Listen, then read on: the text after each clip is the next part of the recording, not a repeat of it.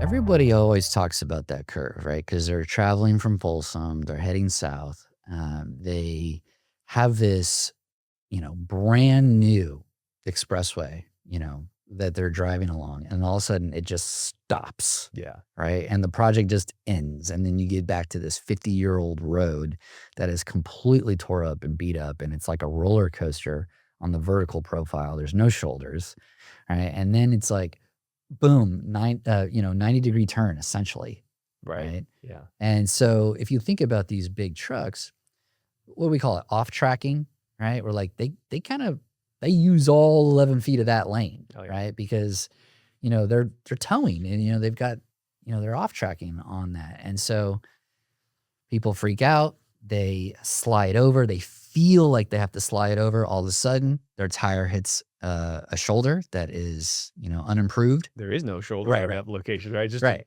Just a drop off. Just a gravel drop Yeah. off. You lose control, overcorrect, boom, right? Now we have a major incident out there.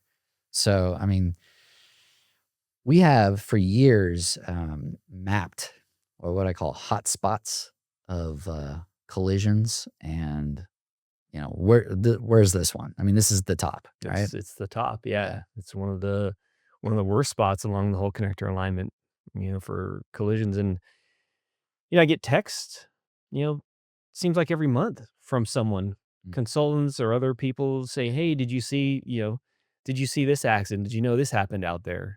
right, It's always somewhere, either it's in that curve or somewhere near it, right, right? So yeah, not good stuff there.